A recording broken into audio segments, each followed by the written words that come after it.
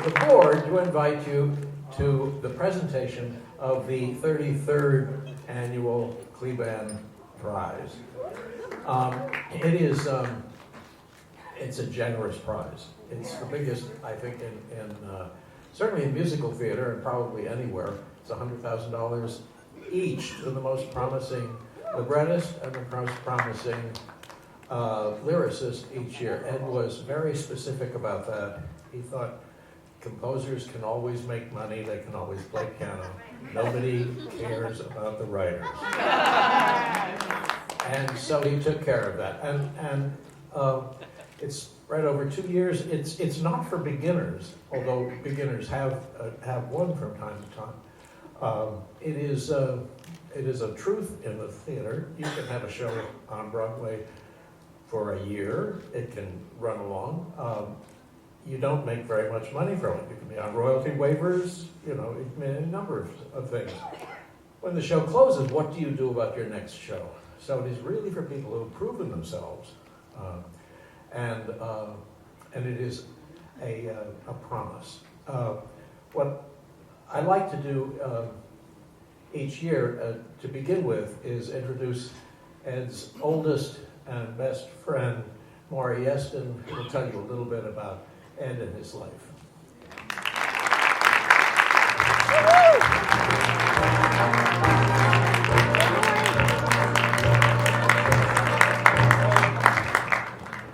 Hi, everybody, and welcome to the 35th Edward Kleban Award. Eddie was one of my oldest friends and one of my dearest and best friends.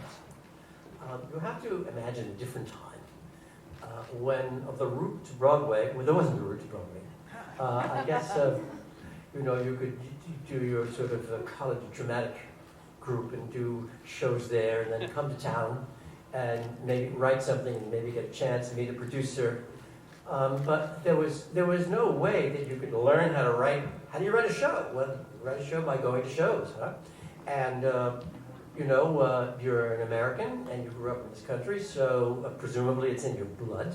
Right? You're in the provinces, and every little Middlesex village and farm has the local drama organization, or maybe at the church or the synagogue or wherever it is, and you put on shows. It's in our blood. We're Americans who put these shows on. Yeah, we invented the form, didn't we? Before that, it was opera. Why this award? Why this award? Because Eddie struggled. He had gone to Columbia. He worked for CBS, I believe. And any composer, and he was a composer and a lyricist, so he did both. But a composer can play club dates. You can be in a band. You could be the guy who plays the bar mitzvah reception. But if you're a lyricist, or if you're a book writer, how do you pay the rent?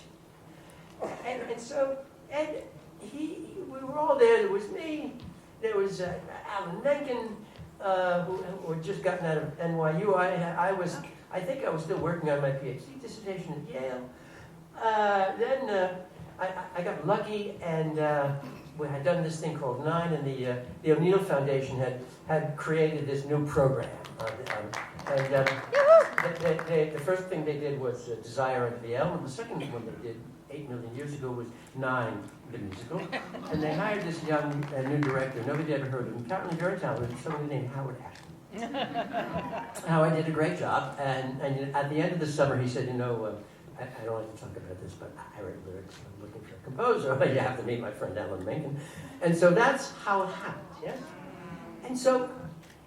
And so there was Eddie struggling, and he had this magnificent work that we all knew because he would sing these songs as he was writing them, because that's what we did at the BMI Music Theater Workshop.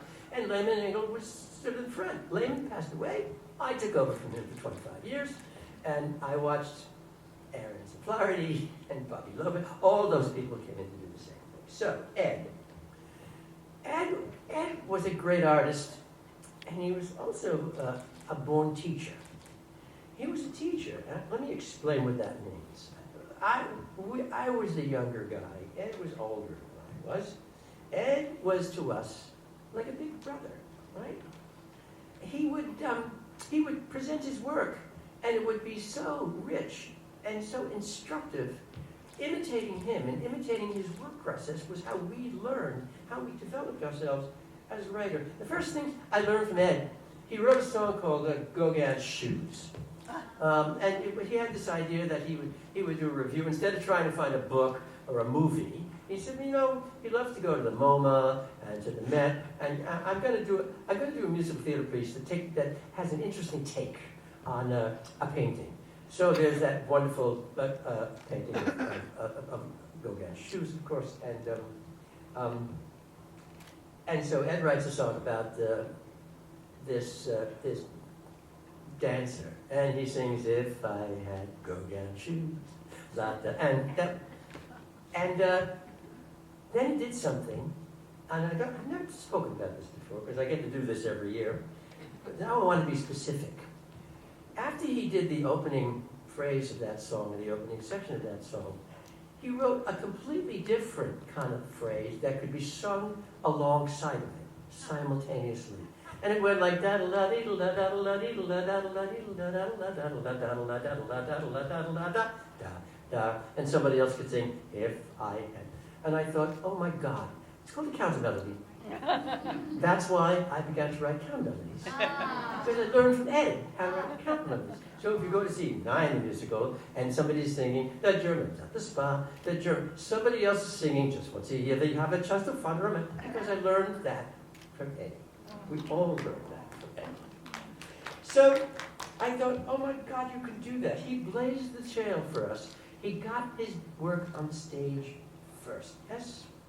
And interesting about Ed, his MO, what the best of him, was not adapting somebody else's work. He didn't take a movie or a play or a short story and say, I'm going to make a musical about that. He took his own experience, his love of art, his love of going to galleries, and so instead, he didn't have to write a so-called book. He could just do a review in which he would be walking through an art gallery, see a famous painting that we've all known, and write a musical theater piece about it that takes it in a direction you would not have thought. Not an adaptation, but he came into a landing by writing his own self, his own interests, and his own experience as the subject matter of his work. The plot, the development, the wit did not come from a pre-existent work, but from his own persona. So what you're hearing today, and what you'll always be hearing, and who we're honoring, is a person who literally put his own soul and life experience into the lyrics and the music that he was writing. So Ed himself, in his self-discovery, became a work in progress. And thus, after he got the award, he went from not making a lot of money to making a great, great, great deal of money. And he decided that he would leave his fortune to a foundation so that young people like himself, like me and like Alan, like Howard Ashman, and like all us kids starting out, would have an opportunity to maybe take some time off from that day gig and see if they can get enough time to do their writing. Ned Rorem, the great American composer, wrote a long series of diaries. And in Ned's diary, he wrote something absolutely extraordinary. He wrote, artists exult in their own self-discovery. And teachers exult in the self-discovery of others. I've been an artist all my life. I've been a teacher all my life. Nothing that I've ever written has given me the same lift as doing a lecture or having somebody in one of my classes see a light up in that person's head because of what you've done. Or a student of mine writing something wonderful. We exult in the self-discovery of others if we're teachers. But what we're doing here today is even more than that. And it's very important that we understand this because I think this is truly the greatness of Ed. Because due to Ed's extraordinary success, not only his artistic success, economic success. Right now, somewhere Ed is exulting every single year, not only in the self-discovery of others, but is facilitating the success of others with $100,000 each. So thanks, Ed, and thank you all for coming. But Maury has talked about gallery. I don't think Maury knows this, but I'm going to be directing a workshop of gallery in about 2 months in New York. It's about time that all those songs got out in the world and got heard, because they're really breathtaking. So a little self-promotion, that's fine. I want to say a little bit about how the award is given. We have solicitations for, I think there probably were 200 maybe applications of shows. The materials are presented. Readers read all of them. They listen to all of the music, and they send about 20 or so up to a panel of judges. Panel of judges has been, over the past 30 years, an extraordinarily impressive crew. There's probably not a major writer or author or composer who hasn't been on this panel. This year the judges are the award-winning actress and writer Christine Toy Johnson, and the artistic director Alyssa Adams, and Tony Award-winning writer, composer, author Michael R. Jackson. It's an impressive crew. They then read all of those 20 submissions and pass and make their decision. It's an interesting process, and it's the material is given to them blind. It has no information about who the people are, their age, where they're from, or anything else. The judges judge only on the nature of the material, and it's on that basis that they make the award. We on the board don't even know who has been selected until the very last moment. And there's one thing that's very significant about it in that process. Most musical theater awards are given for a project, for a show. It's decided to be the award-winning show, and the authors get their prize.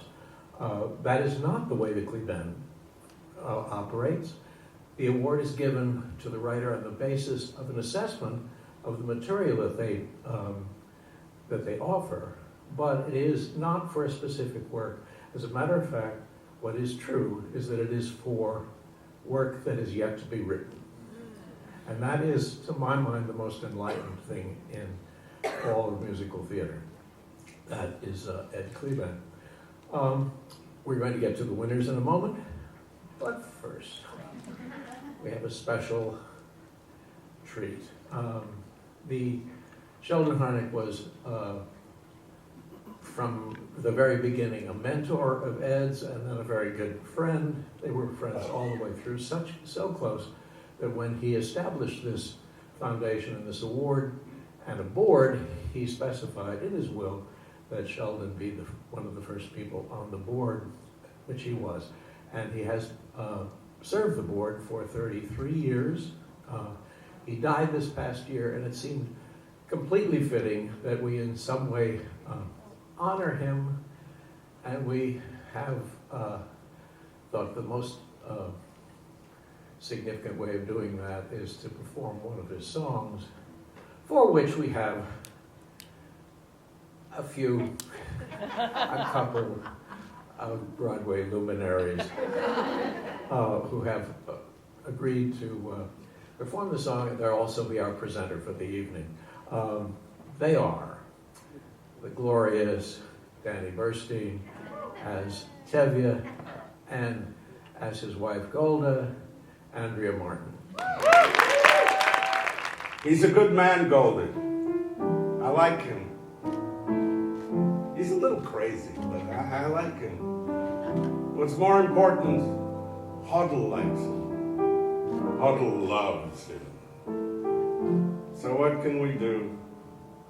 It's a new world. A new world. Love. Golden, do you love me? Do I what? Do you love me? Do I love you? With our daughters getting married and this trouble in the town, you're upset, you're worn out, go inside, go lie down. Maybe it's indigestion. Gold, I'm asking you a question. Do you love me? You're a fool. I know. But do you love me? Do I love you? For 25 years I've washed your clothes, cooked your meals, cleaned your house, given you children, milked the cow.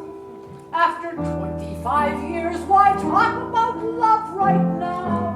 Gold, the first time I met you was on our wedding day. I was scared. I was shy. I was nervous. So was I. But my father and my mother said we'd learn to love each other. Now I'm asking, Goldie, do you love me? I'm your wife. I know. But do you love me? Do I love him?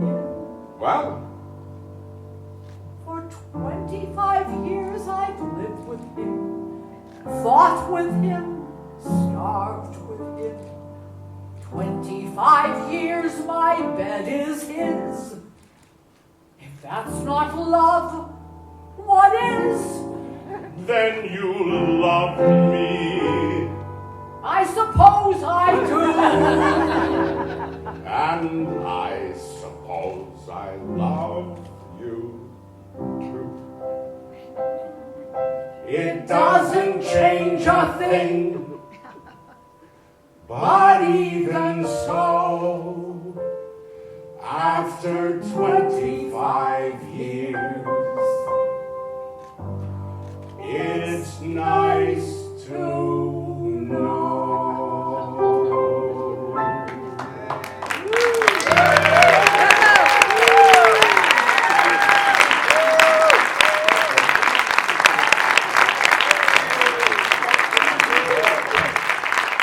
I didn't know Ed Kleban, but I actually played him in a Broadway show. I was Lonnie Price's understudy in a class act. And I did learn all about Ed and his generosity. And so it is my great honor to present for this year's most promising librettist. Please welcome Lisa Loomer. Talking about musicals, I would like to set the scene for you leading up to this award. So I'm lying in bed, and it's about 9 a.m. Pacific time. God knows how productive everyone else is already being in New York. The phone rings, and I ignore it because I'm still planning to go for a run. But I do check the voicemail. And what I glean from the message is, Miss Loomer, this is Elliot Brown, and I am a lawyer for the blah, blah, blah. All I hear is lawyer. Please call me back. And I am like, oh shit. Who did I not pay for so long that their lawyer is calling me now?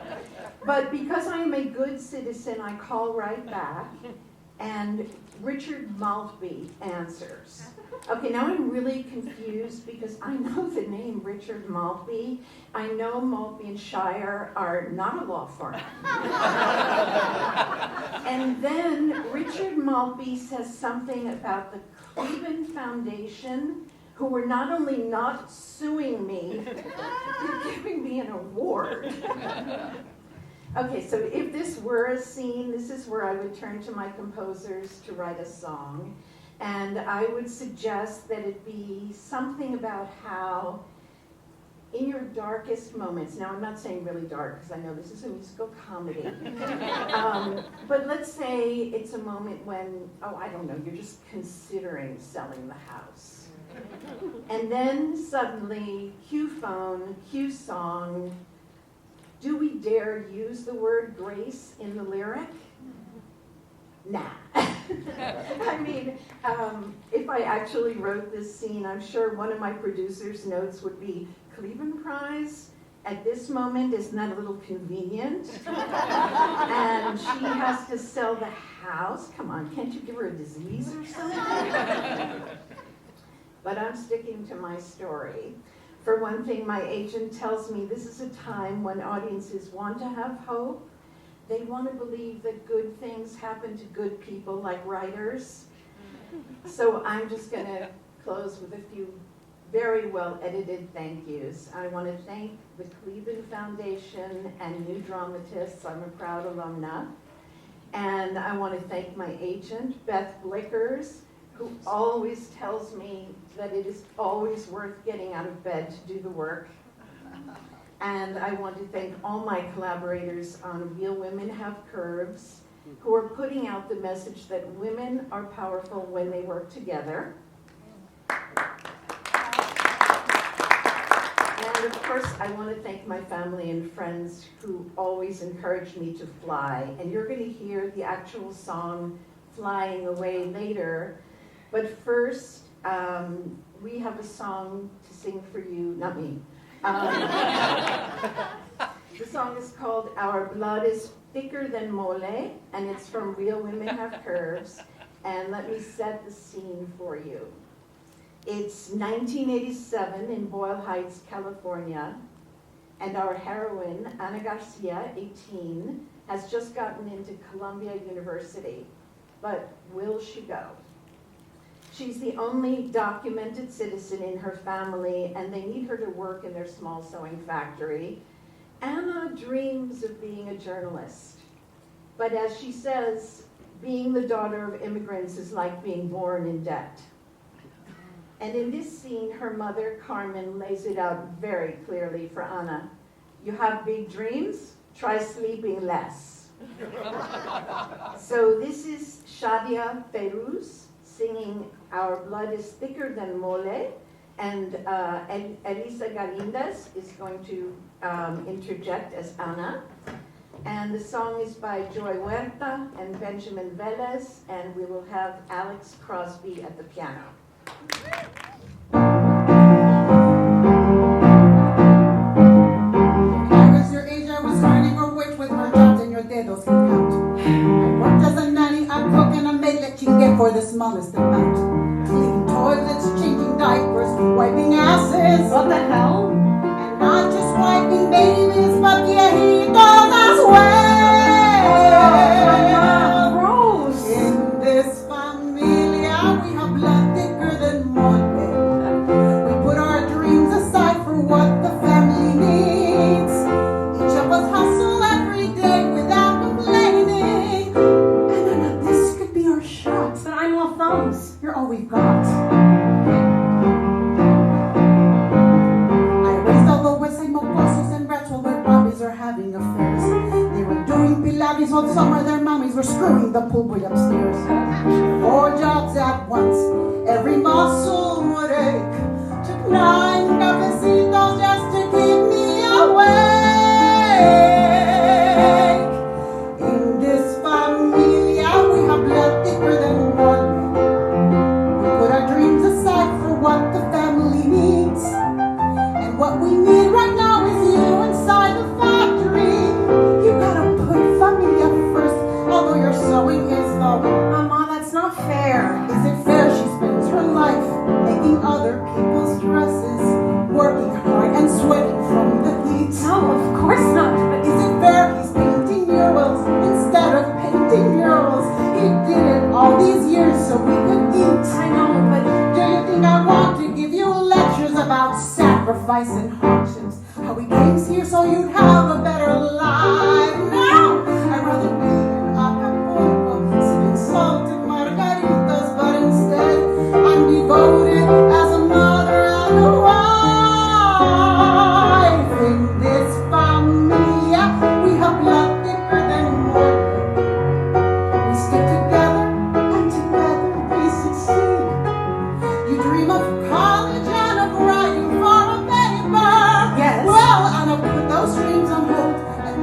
doing as you're told. You want to make a mess. You have big dreams. Try speaking less. Our blood is thicker.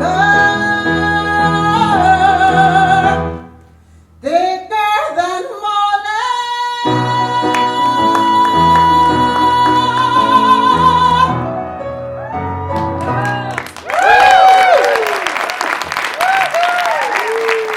This next song, Anna responds to what her mother just said. This is Elisa Galindas again, and Alex Crosby on the piano.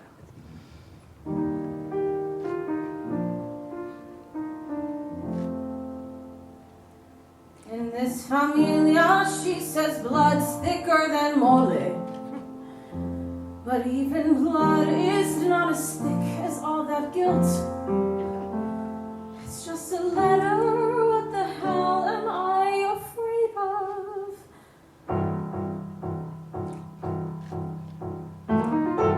If I tell her, she'll say no, when I really need a yes. And the truth is, it's embarrassing how I always second guess. She sees a child, but I'm so much more, and I have to go if I want to soar. Flying away, the wind on my side, taking a chance on me, looking ahead for the first time. Could I fly away without her on my side? 6 more weeks is all I've got. If I want to leave this town, and I don't care if I am sleep deprived, got no time to mess around. Won't settle for less. I'll impress and show I was born skyward bound. Flying away, doing it all. If I can prove her wrong, maybe my dreams wouldn't have to be small. If I find a way to get them on my side. What if this summer's my chance to rewrite my story? I could learn how to sew, finally taking the leap. At the paper by day, signing checks in my sleep. Maybe then she could give me her blessing. If I can be brave enough to show I can fly, flying away, I'll make her see that I'm gonna change the world and still be the daughter she wants me to be. Could I fly away with the wind on my side? I hope that I fly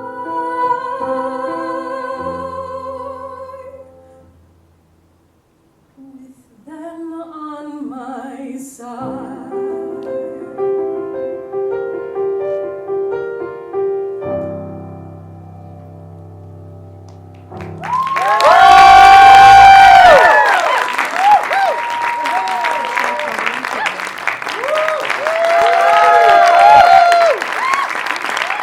Trying to figure stuff out there. Okay, he said, just go. Oh, I don't know what's going to happen. I'm scared. Okay. Well, I'm here to introduce, and honestly, this is so heartwarming, this event, and I'm so happy to be a part of it. Gosh, and thank you all for coming to support these beautiful performers up here. So it is my job, and it's not a difficult one, to introduce you to the most promising lyricist of 2024, Miss Rona Siddiqui.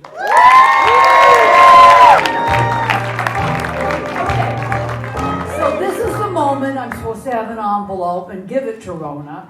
I don't have an envelope, so good luck to you. Hope you can make some money somewhere else. I literally don't know. Is the envelope coming? No, the envelope. I don't know what the hell happened, but we still like you.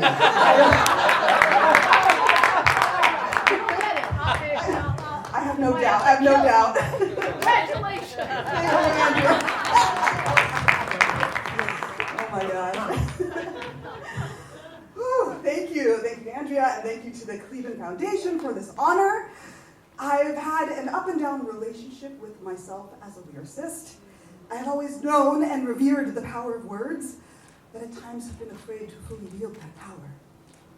Back in 4th grade, we had to write a poem where each line started with a sentence, like I see, I feel, and I remember writing the most basic descriptors for each one, like I see a palm tree, I feel the sun on my skin. It's California, so. But when I got to I hear, I came up with an idea that made my heart start pounding. I was scared to write it because it was abstract, and that made me nervous and uncomfortable. As a people pleaser, I wondered if it would be worthy of the A+ I was so desperately seeking. I took the gamble and I wrote the line. I got the poem back, and my teacher had circled that line and written beautiful. The line was, I hear music in silence. And that was my first lesson in writing from vulnerability. Standing on the precipice and jumping and not knowing if there's a safety net below. Now, I embrace that words have temperature and vibration. I love the heart-pounding thrill of using language and marrying it with music to manipulate a mood and shake up a moment. I seek the danger. I am addicted to it. I love that this award is given for a promise in the craft. It looks forward to what I may create, and it pushes me to work harder and be better. You believe in my potential as a songwriter, and for that, I am deeply grateful. There are many people who have believed in me as a writer. My family has always encouraged me to write and have cheered me every step of the way, and I would not be here without them. I love you guys. My friends, old and new, who show up to my concerts and listen to my scratch demos to assure me I'm on the right path. My collaborators, many of whom are here today. Thank you for trusting me and for creating with me. You have no idea how much joy working with you brings me. My agent, Max Grossman, and Michael Kirker from ASCAP, you have both supported me for so long and brought me so many opportunities. To the amazing faculty at NYU's Graduate Musical Theater Writing Program, and especially Michael John Lacusa, who so lovingly pulled me aside and encouraged me to keep going. Michael R. Jackson, who has not only inspired me with the radical honesty of his lyrics, but has been there supporting my journey as a writer, even when that meant stepping away from my work as his music director. Thank you for understanding me. And thank you to the musical theater community for being my family away from home and embracing me into your fold. To the Kleban Foundation, thanks to you, I feel emboldened to write with more heat, more vibration, and more vulnerability. I will strive to live up to the potential you see in me. Thank you. And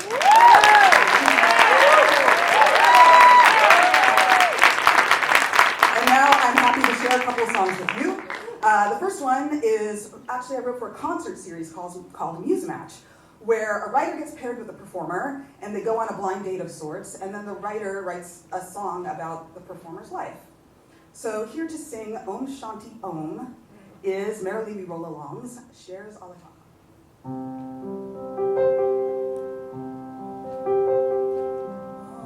Om Shanti, Om Shanti, Om Shanti, Om Shanti, Om Shanti, Om Shanti, Om. I notice my breath on this subway platform, on this subway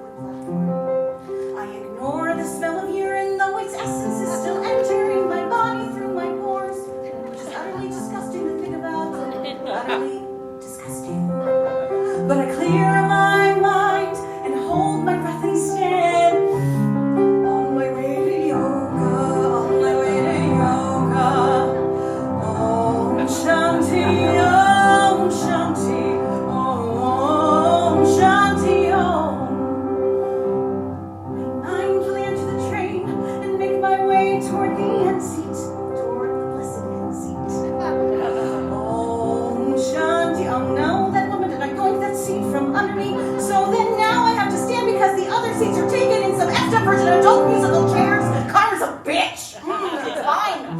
It's fine. I'll just mountain pose it out. All the way to yoga. All the way to yoga. If this guy hits me in the shoulder with his backpack one more time, I swear to God. I mean, what moron keeps their backpack on when we're all crammed in like liquor sticks? Like, does he think he owns this train or has the right to take my space? Just because I'm small does not mean I am not entitled to exist. Really, dude? Don't cry. Let's focus on your goal. And get your ass to yoga. Get your ass to yoga. Om shanti om shanti om shanti om shanti om. I try to catch my breath as I walk the block to yoga. Walk the block to yoga. And I'm power walking now cause I'm running very late. And I totally don't mind the clueless tourists all around me. Cause they're not in my path except for this guy who just passed me and is now walking in front of me but staring at his cell phone. So he's slow to have his pace, so I'll just have to move him physically, which is fine because I'm super strong for taking all this yoga. Move! Crack. Master your emotions. At the door to yoga. At the door to yoga.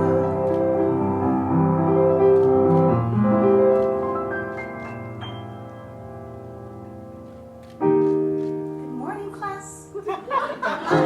Take a deep breath in and notice any tension in your body.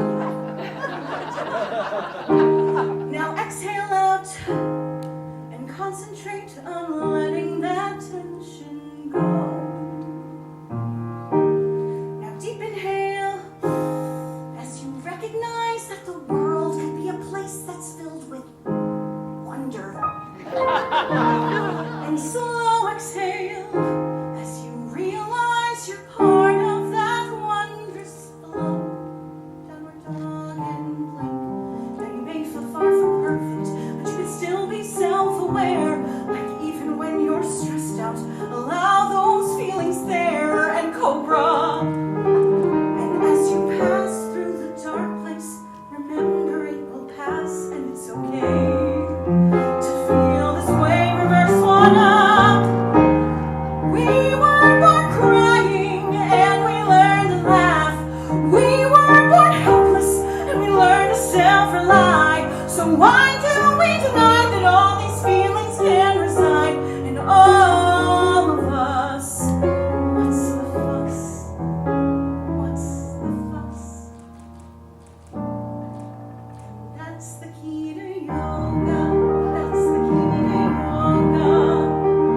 Om Shanti, Om Shanti, Om Shanti, Om Shanti, Om Shanti,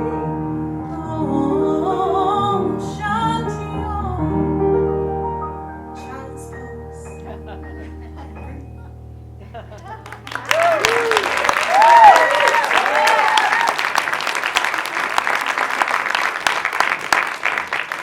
Thank you, Jazz. The next song is from my show Salam Medina, Tales of a Afghan.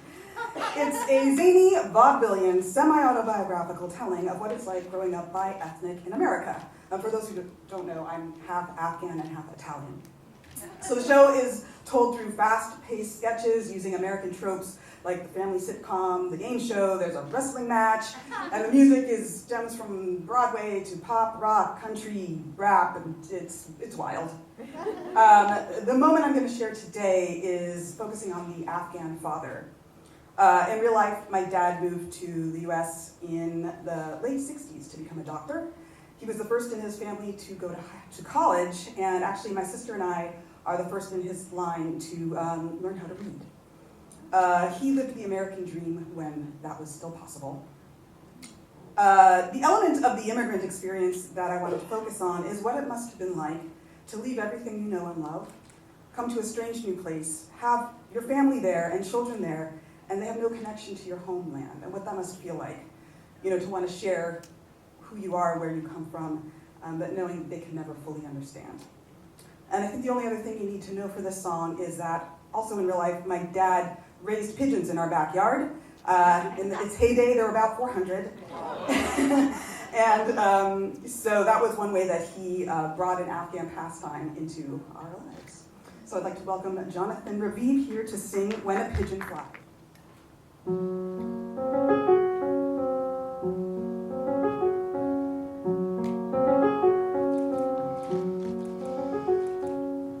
I raised 300 pigeons in a coop in my backyard. This is beloved pastime of my nation. I fly them and care for them and show them at the fair. I'm a member of the National Pigeon Association. Did you know that they're monogamous? They love to settle down. Sure, they use their wings to play and race, but they're wired to circle back. They always stay on track and come back home. But when a pigeon flies and doesn't come back, what of home is kept and what is lost? It seems the farther you fly, the harder it is to remember. Some pigeons love to tumble, they do tricks up in the air, and some can even roll right on the ground. Is it joy or curiosity to see the world anew, to feel unbound? But truth be told, we all have boundaries. That's what keeps us safe until protectors fail us, disappear. Seeing danger makes us flee, unknowing what will be away from home. But when a pigeon flies and doesn't come back, do echoes of his past pass down his line? It seems the harder you try, the farther they fly from their wishes. But I know my home is something they'll never know, and maybe they don't care. 'Cause to them there was never a there, at least to them that was there.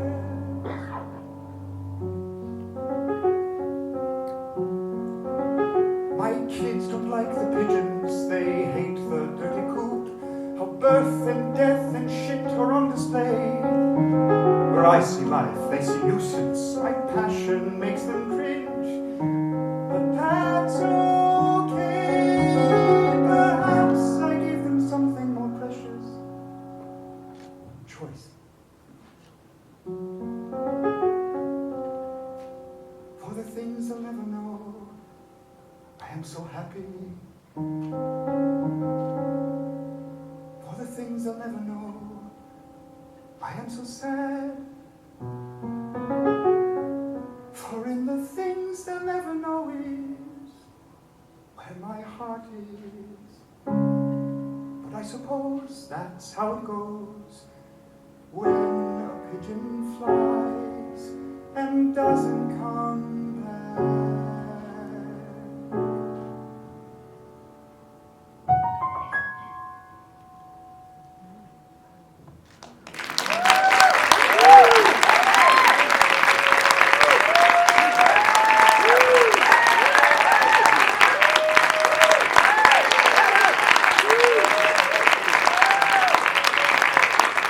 That's our event, and congratulations once again to Rona and to Lisa, and a great thank you to the wonderful artists who performed this afternoon, in particular the divine Danny Burstein and Andrea Martin.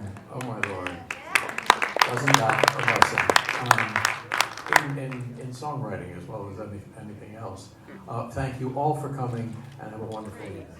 We're with one of my favorite composers, Titanic, 9, The Phantom of the Opera, the one that you really don't know that's actually even better than Andrew Lloyd Webber's. We're talking Maury Yeston. Grand Hotel. Oh, I forgot Grand Hotel. I love Grand Hotel. Do you know that I watch the bar song Oh, all the time? we'll take a glass together. Yes, Yeah. it's one of my favorite dance numbers in the world. And it was a great dance on the show too. Of all the shows that you've written, which is your favorite? It's It's I know they're your children. No. Well, no, I don't see it in terms of children. It's they're old fingers on your hand. Which one would you cut off? So None. it's like that's right. So if they're like fingers of your body, each one has its own function, right?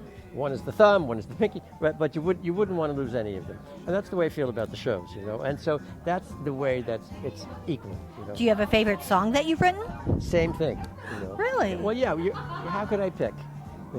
As a matter of fact, I looked at my computer the other day, and I swear to God, it told me just on the list that I apparently have written well over 750 songs. Really? Well, I'm old now, and You're not old. They don't melt away. They just sit there. I've written a lot, and I surprised myself. But then I look at all the shows I've written, and there are 20 songs or whatever for each show. Right.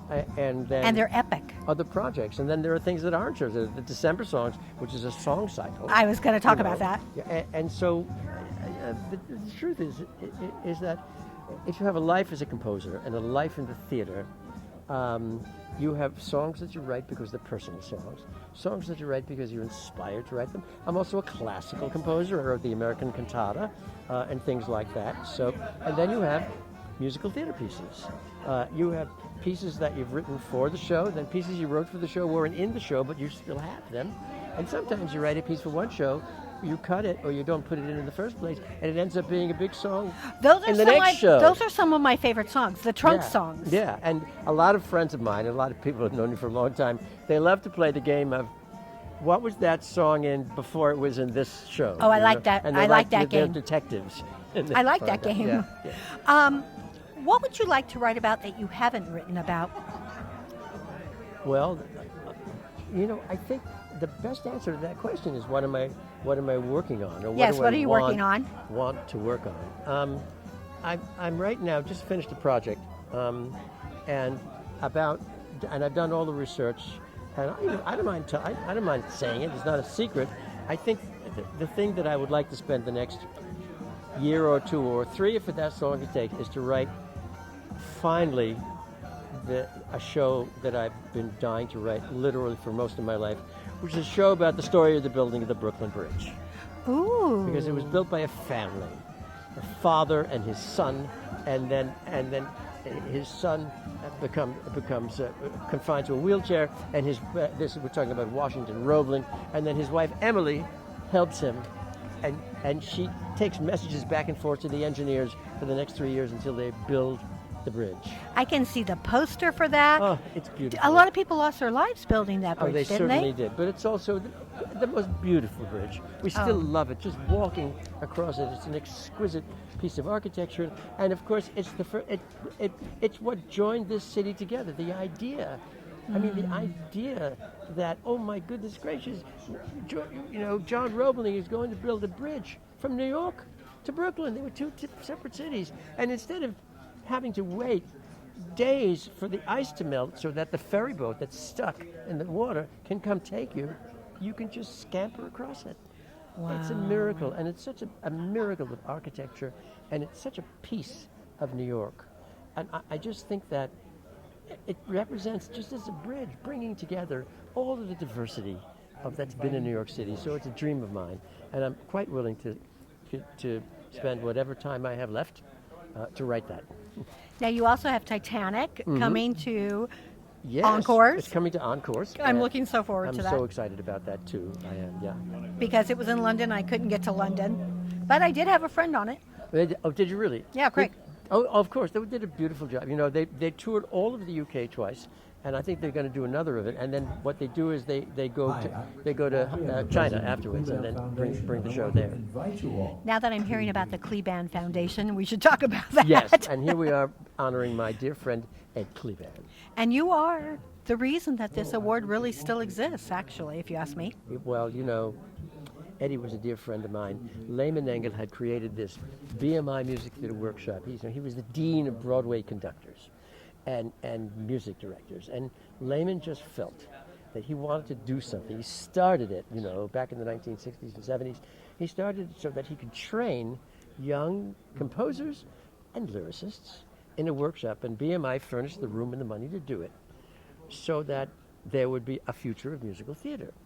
And that very first class, there were some wonderful people who were there, and sitting next to me was my friend Alan Menken, and sitting next to me on one and on the other side was Edward Kleban. He was older. He had gone to Columbia. I was still, I'm trying to remember if I was just finishing my PhD. I think I was finishing my PhD dissertation. And then I ultimately finished the PhD, and I was appointed to the Yale faculty and eventually became the head of the department.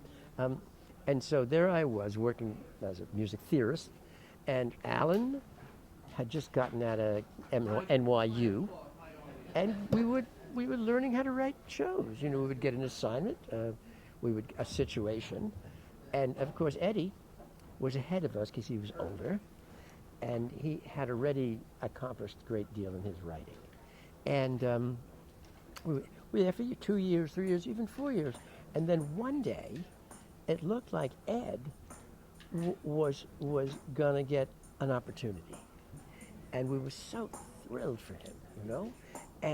And here was this show, a chorus line.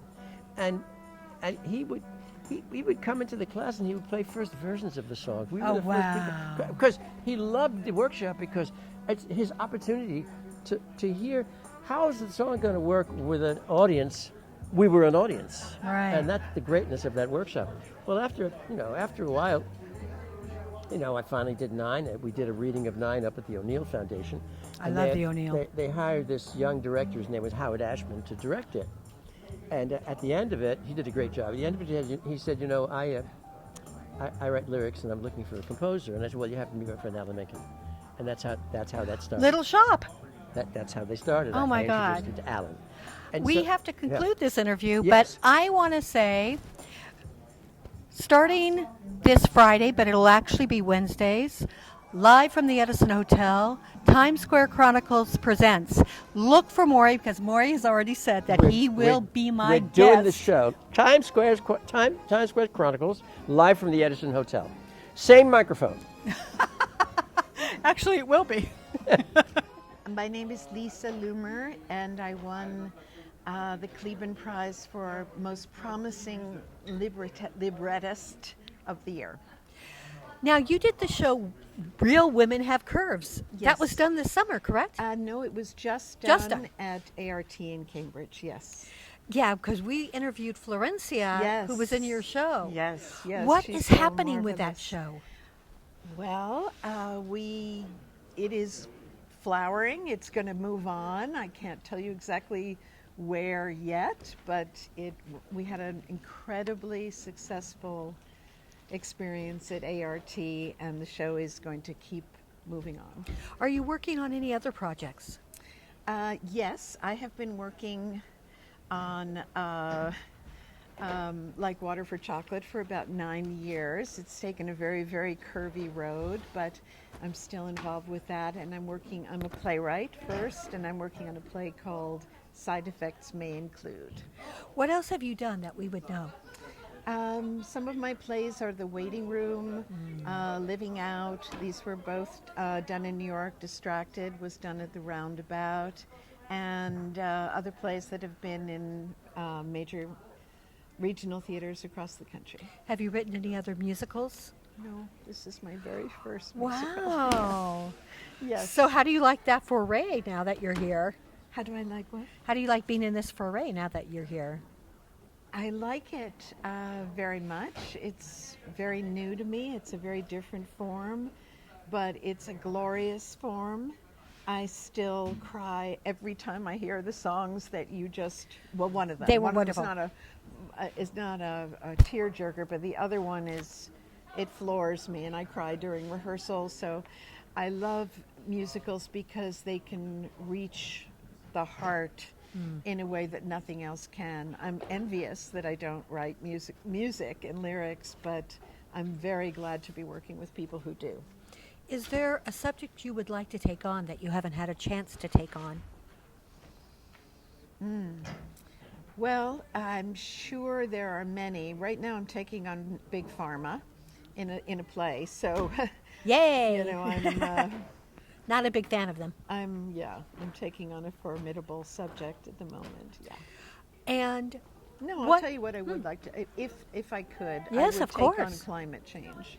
oh, nice. But I have not, and I'm in awe of people who are doing that. But in other words, you asked me what's a really, really important topic that I'd like to take on. That's one I would like to take Well, on. because I think deep down we have subjects that we would like people to know that we're Yes. interested in. So Yes. I always want to give whoever I'm interviewing that Right. chance to tell me. Yes. What are you going to do with the 100,000?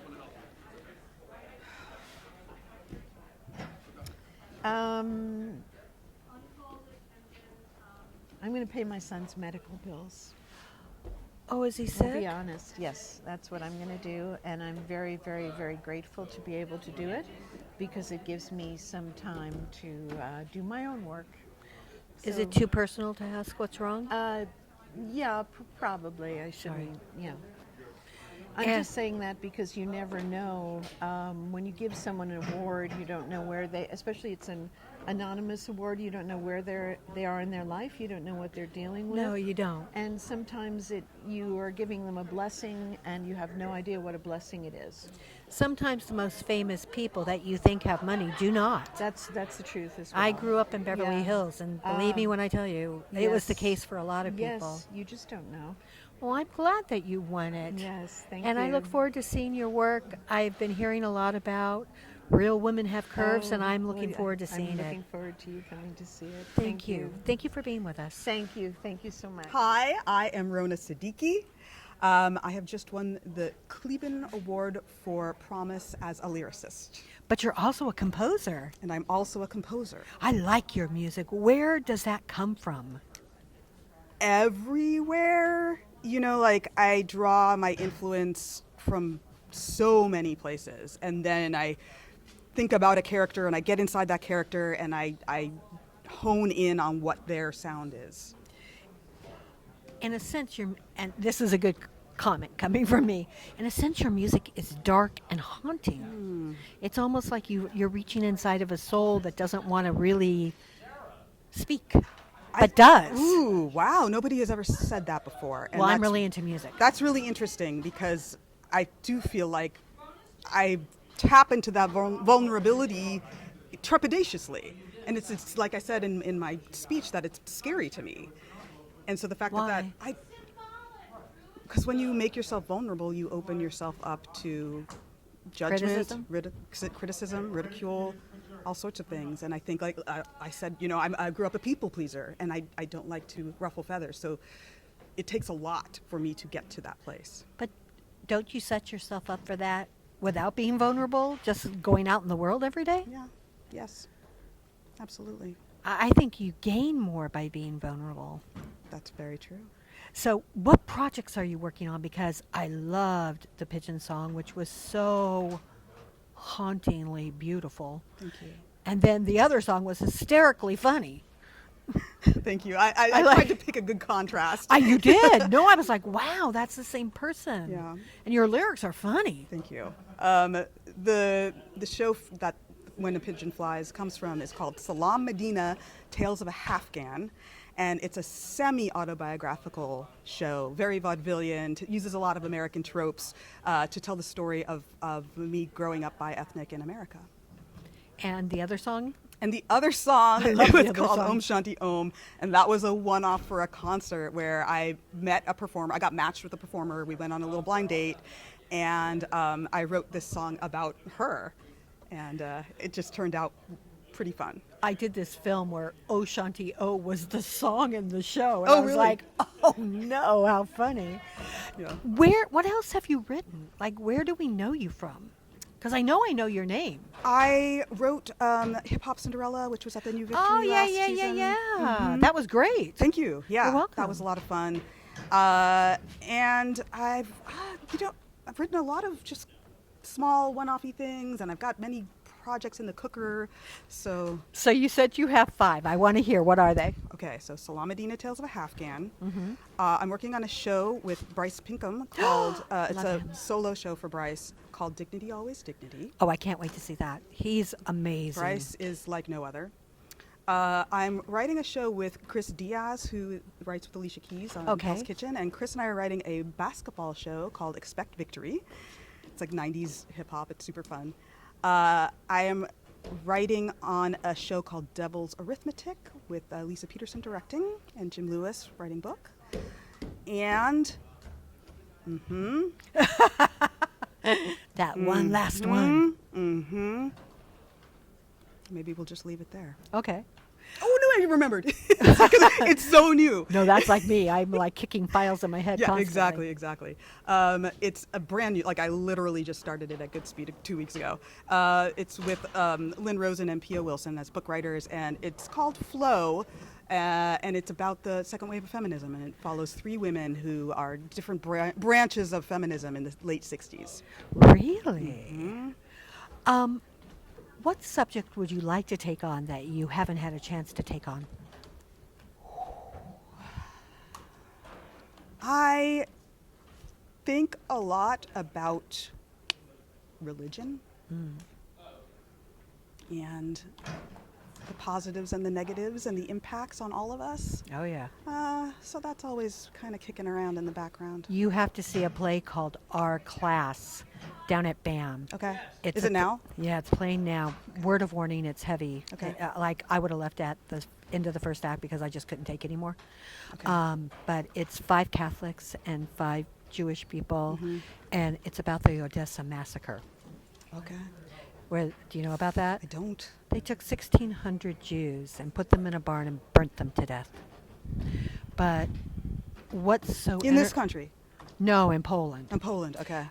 It's 8 centuries of people, and what's so devastating about it is you hate humanity by the end of it. I hated humanity. That's why I would have left. This the play hard is thing about it. brilliant, but in all those 10 people, there are only 2 that were innocent. The rest was paybacks and I'm going to get you. I'm going to save my life. I only care about me. And I'm sorry, that's not me. No. And I don't know how people live like that. I don't so. either. I don't either. It's I like think this is they an detach themselves from their own humanity in Yes. the name of something else. Yeah, why? Why? I mean, why is religion such a big deal? I don't get it. I know. I really don't get this. What are you going to do with the 100,000? I am talking to a financial advisor tomorrow. Oh, that's smart. I want to be smart. I want to make it grow. So some of it will, of course, go toward career ambitions. Of course. And every time I have to do recordings and all that kind of stuff. Some will just be set aside for just a little breathing room in life, you know, and then the rest I'm just going to invest and put in savings and all that. And one more question. Your music was so reminiscent to me of certain composers. So I want to know, who did you listen to? Who do you want to emulate? Who would you like to be in that same category with? When they mention, I want to be like Jason Robert Brown, who would you mention in that category? I would start probably what most composers say, which would be Sondheim, in terms of using complexity to develop the complexity of your character. And I also love the quirkiness of Bill Finn. I music directed a production of A New Brain back in San Francisco before I came to New York. I love And that that show, I was like, oh, I didn't realize musical theater could do this. So that he was very inspiring to me. I would say those 2 would be the main ones. I am so excited to hear more of your work, and thank you for being with us. It's my pleasure. Thank you for having me. You're welcome.